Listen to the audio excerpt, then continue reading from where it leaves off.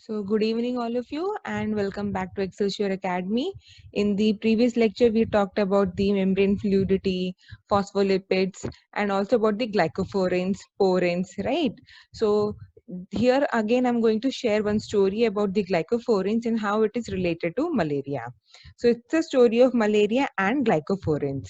So just one slide and it is enough to tell you what exactly happens when malarial parasite or the Plasmodium falciparum actually attacks the RBCs of humans. So if you see the figure over here, so here the interaction between the human RBC and malarial parasite has been shown. Okay, so this portion we are focusing. So this red one is for human RBC and then this one is for malarial. Okay, now as already mentioned that glycophorin different types are there. So here A, B, C and E is there. In few cases you can see D also. Okay, now see over here. So we have already talked about band 3, ankyrin, spectrin, and below this will be your actin filaments. Okay.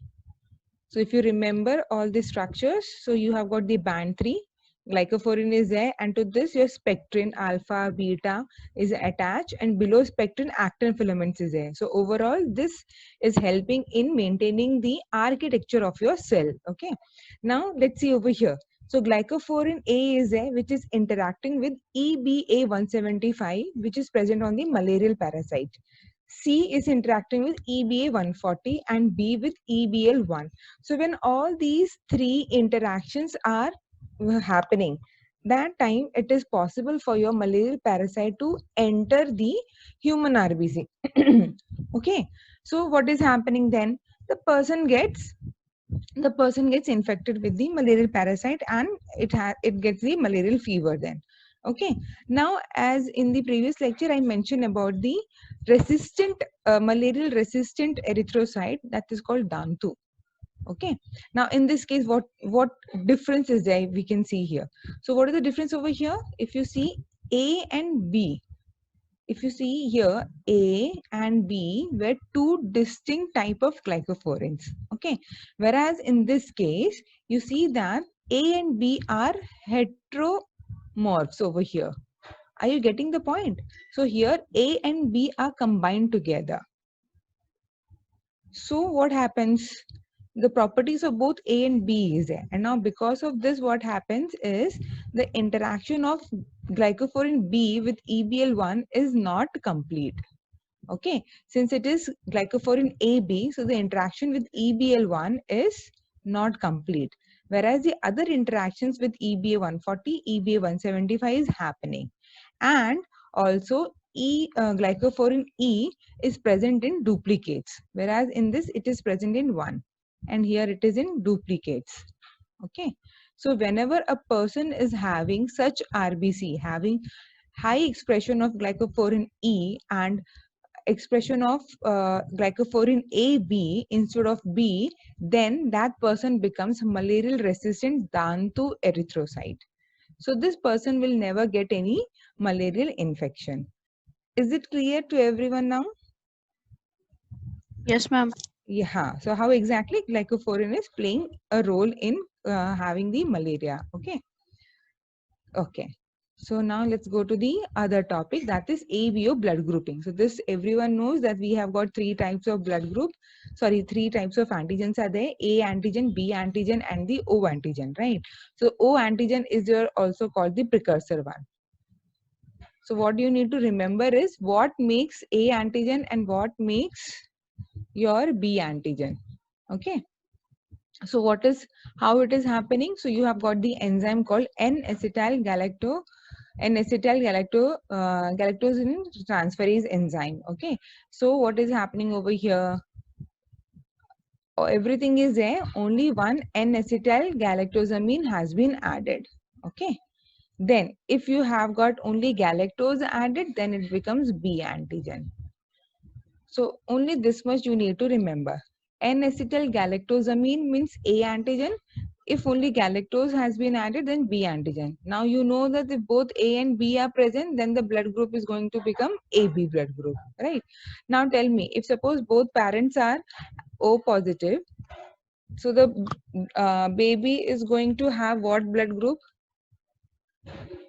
If father and mother is both O positive, so the child is going to have what blood group?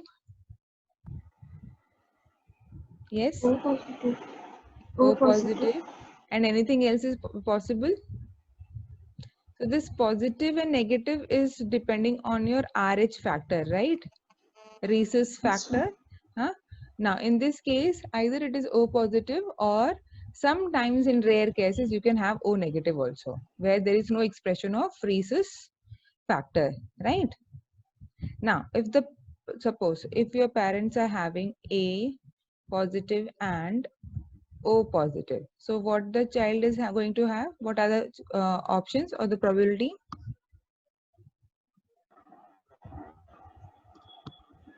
A positive.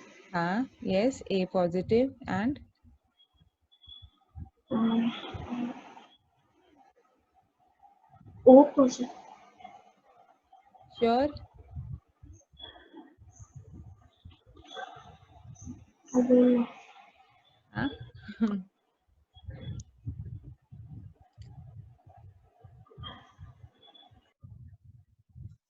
Sure. So A means what? IAIA or IAIO. Okay. And O means IOIO. Now tell me. So if the child is born, so here you can have only one type, IA and IO. So then A. If IA and IO comes, then A, or else IO and IO. So you can have O positive also. Is it clear? Is it clear? Yes, ma'am. Yes, ma'am. So whenever you have such doubt, just write it like this. Okay. So if suppose it is given that AB, then you have to write as IA and IB. If it is only given B, then write as IB, IB or IB, IO. So these two cases are possible. Whereas in the case of O positives, IO, IO. So whenever such questions comes, you need to solve it like this. Okay. So it's kind of small part of genetics, but it's easy to do. Now, this also you know that group A is A. So A antigen is A. It means N-acetyl galactosamine is present. So what is the enzyme? GalNAc transferase. Group B means galactose has been added. Galactose transferase is the enzyme. Group AB, both enzymes are present. Group O means none of the enzymes are present. Now, what kind of antibodies will be there? Anti-B, anti-A, none, and both. So this and all you know, right? So from this we know which is the universal acceptor. So group AB is your universal acceptor. Group O is your universal donor, right? So this all we know. Actually, group O means if the person is having group O negative, that person becomes the universal donor. Okay. Now we don't consider group O negative as universal donor because they are very, very rare. Okay. So usually many people have got the positive, the Rh factor is present. So group O positive can be taken as a universal donor. Now what about AB negative? So what kind of blood they can take? Yes. Rinki, what do you think? What kind of blood can they take if a person is AB negative? O positive. No, see the sign. Negative means it cannot take any of the positive blood. O negative. Yes, O negative. A negative. Yes, now you're getting the point. And B negative. Okay, and Yes. of course AB negative. Now Yes, it's clear. Okay, so you should be very careful about the sign also over here. Otherwise, there will be blood incompatibility and the person will die. Okay. Now, interactions with the cytoskeleton impede the mobility of integral membrane protein. So, what does it say? Now, if you go back to your fluid mosaic model and all, so over there we see that membranes are there and integral proteins are there, right? And we had certain peripheral proteins over here. Now, what they're saying is that these integral membrane proteins cannot move. Why? Because they are most of the time associated with the cytoskeleton proteins. Okay, So since they are attached over here, so their mobility has been restricted. So these are the over there. One example was there of band 3. So your band 3 is associated with ankyrin and sorry, not ankyrin. Band 3 is associated with your spectrin, and then spectrin is associated with your actin filaments. Okay. So this is one example where band 3 associated with spectrin, spectrin associated with your actin filaments. Now, what is the role they play? So you know that like whenever a building is formed, we always keep these bamboos over here so that you can make the ceiling on the top, right, of any building. In the same way, these actin filaments are acting like those bamboos, which is keeping the ceiling. What is the ceiling over here? The ceiling is your plasma membrane. So they need to keep the ceiling holding over there so that the structure or the cell structure, the architecture doesn't collapse. Otherwise, it will become flat. So this is held with the help of the spectrin and the actin filaments. And to hold all these things, you have got the band 3.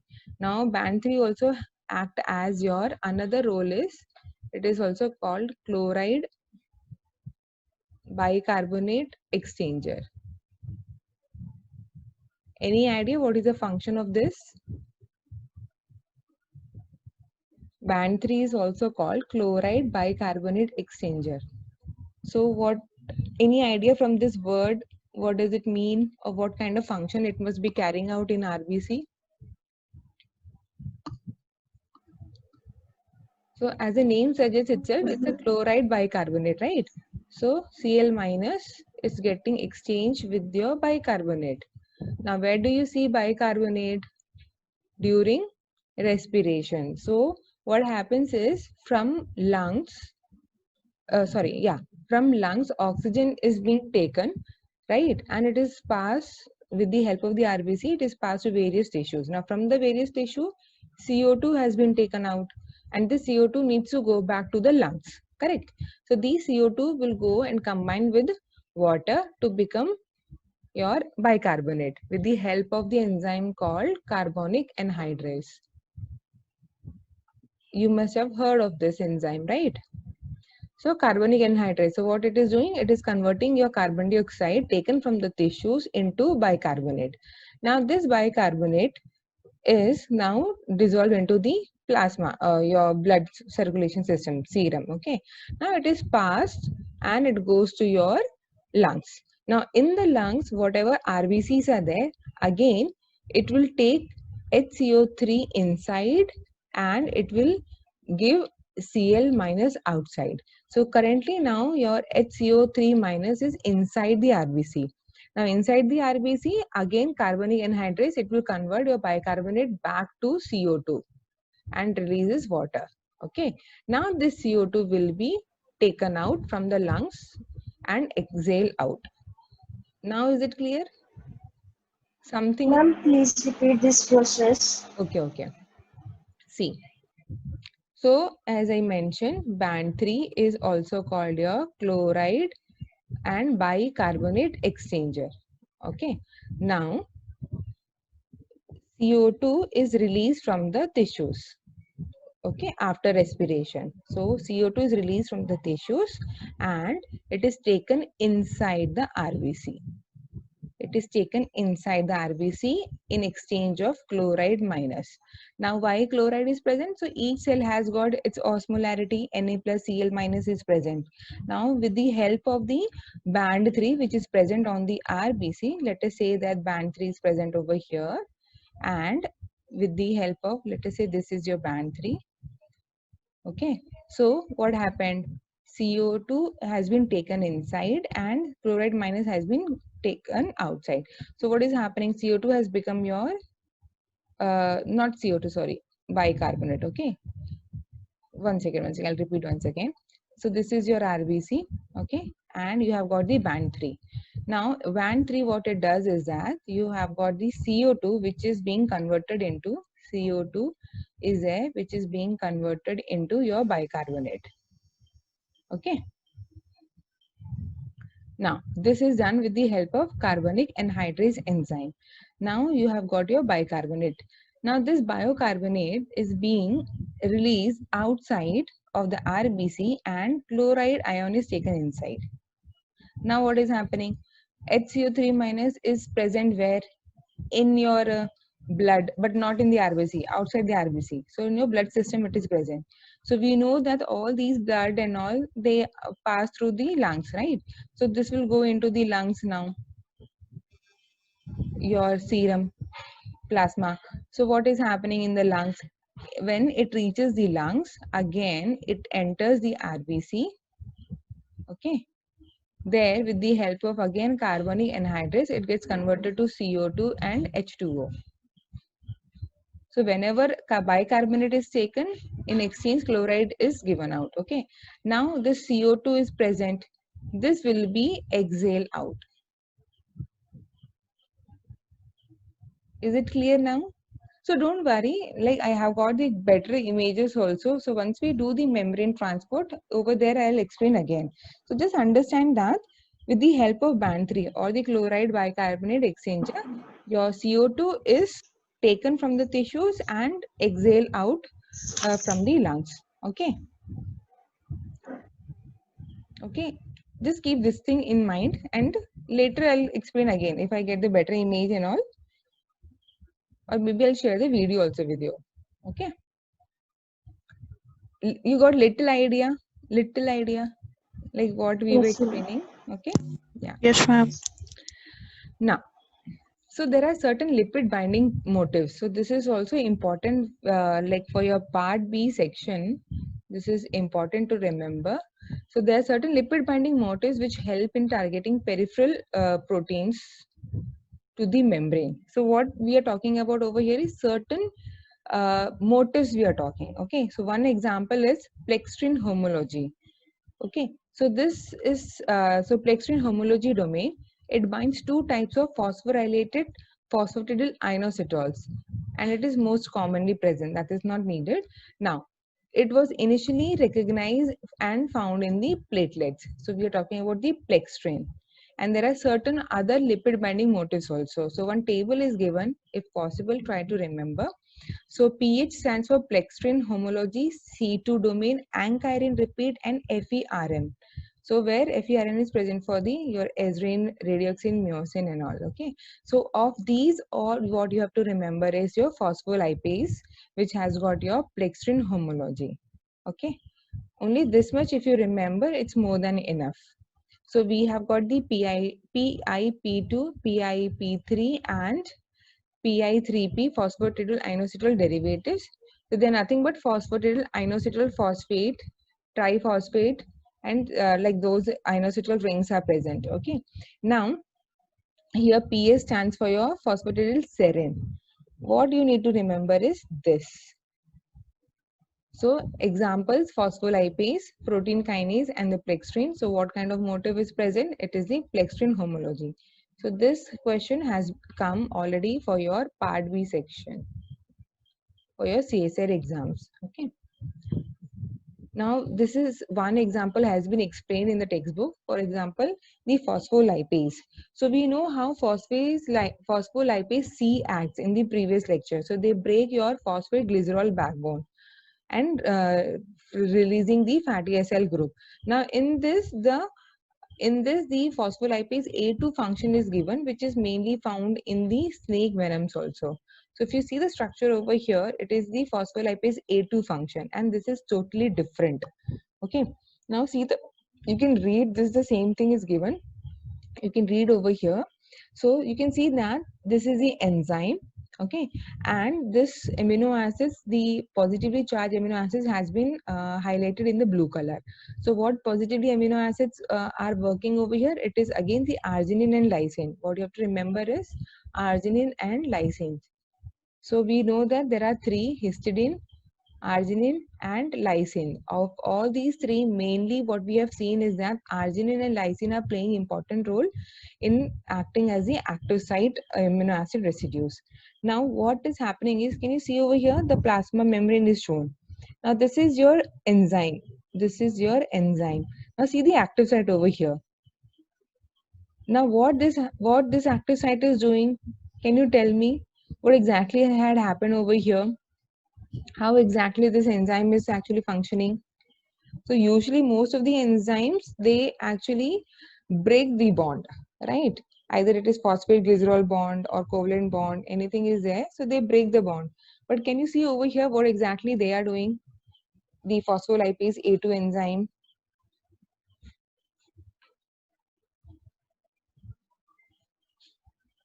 Mahima, any idea? So Any it idea? takes out the phospholipid. See, it's not like that directly it is going and breaking the bond, right? What you see over here is, see, whenever we talk about phospholipids, this phospho head of the phospholipids is negatively charged, right?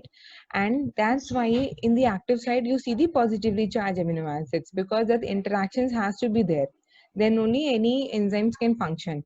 So now this makes sense why many of the positively charged amino acids are present. So now we know why arginine and lysine is present, because the phosphate group, it is going to interact. Okay, now the beauty of this enzyme is that it doesn't go and cleave at the bond directly. What it does is that, can you see, it has made this hollow kind of structure over here, what they have represented like this.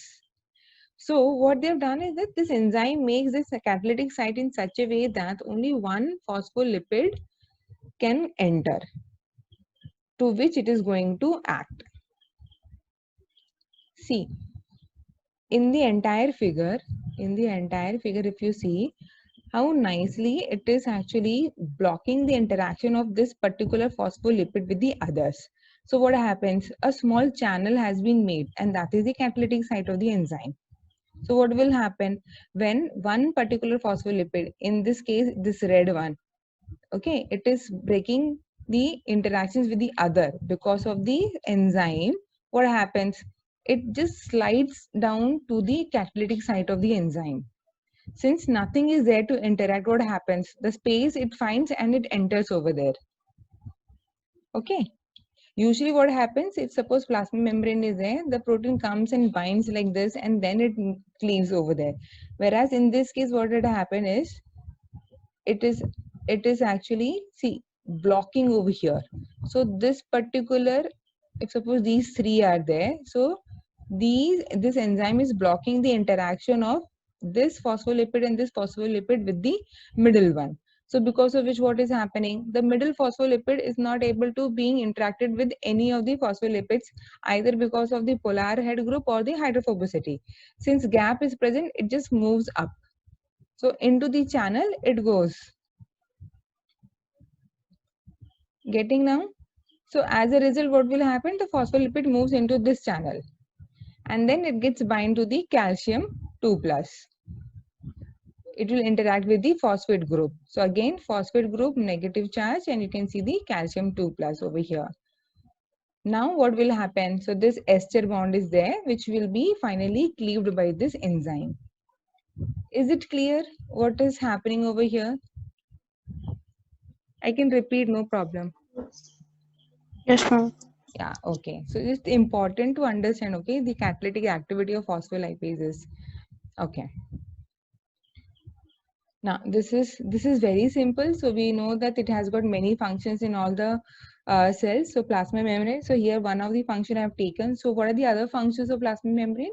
So we know it is involved in the cell signaling, right? So it can be what kind of cell signaling? Either the signal can be from the outside or inside also. Sometimes when there is apoptosis happening, so it is the inside signal. So the plasma membrane is going to do what? It is going to expose your phosphatidyl serine outside in the outer membrane of the plasma membrane so that it can undergo the apoptosis.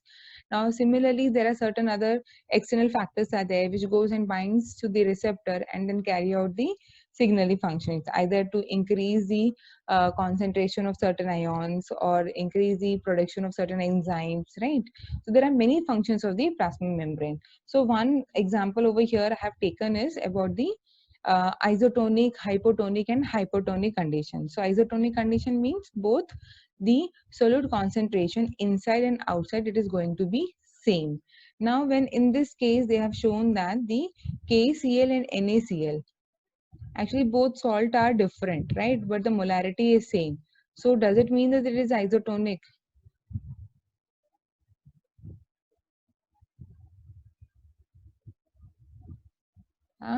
So we know that KCl and Yes, NaCl, ma'am. it is different, but the molarity is there. So molarity is same, and that's why K plus and Na plus, it's also a single cations, right? So that's why over here this condition is maintained and said to be a isotonic conditions. So now you know hypotonic means the outside condition is going to be having less solid concentration, and because of which the water will come inside of the cell, and if it continues the cell might burst.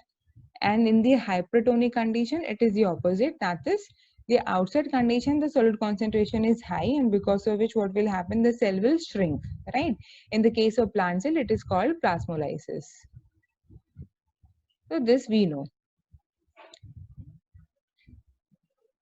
Okay, so before I end, one question I would like to ask over here, it was there for the exam. So a cell is there, let us say animal cell is there, okay, and it was placed in 0.15 molar sucrose solution and nothing happened.